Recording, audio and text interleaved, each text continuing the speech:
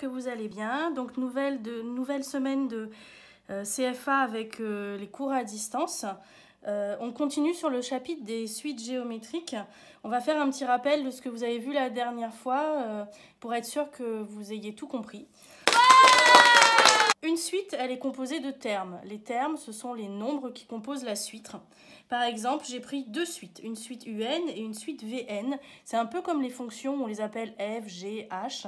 Les suites, on peut les appeler aussi U, V, R. C'est un peu ce qu'on veut.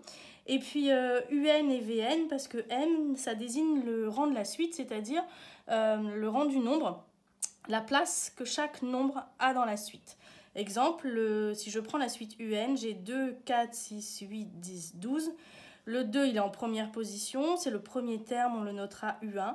Le 4, il est en deuxième position, deuxième terme, on le notera U2. Le 6, troisième position, on le notera U3, etc., etc. Si je prends la suite VN, 2 sera le premier terme de la suite, donc on l'appellera V1 parce qu'il s'agit de la suite VN. 4, le deuxième terme de la suite, donc ce sera V2. 8, le troisième terme V3, etc., etc.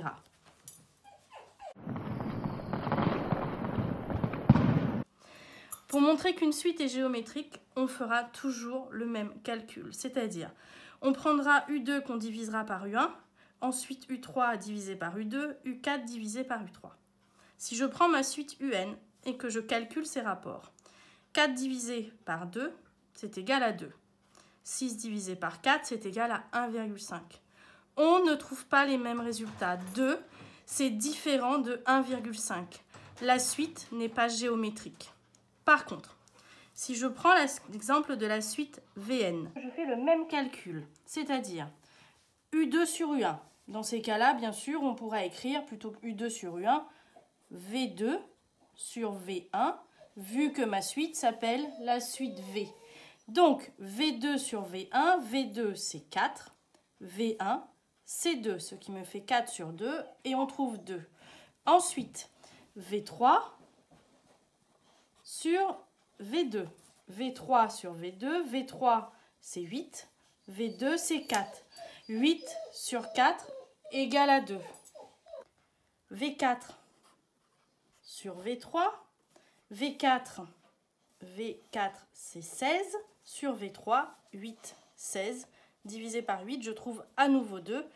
Et ainsi de suite avec V5 sur V4 et V6 sur V5. À chaque fois, on constate que l'on a le même résultat. Vu qu'on obtient toujours le même résultat, ça signifie qu'on peut conclure que la suite est géométrique. Cette suite est donc géométrique. La valeur de la raison va être égale à 2. C'est le résultat commun à tous les rapports qu'on vient de calculer. Et le premier terme de la raison, V1, égale à 2. J'ai toutes les caractéristiques de ma suite. Une suite géométrique qui est définie par un premier terme V1, toujours un premier terme de la suite ici, qui est égal à 2, et donc une raison, Q, qui est égale à 2 aussi.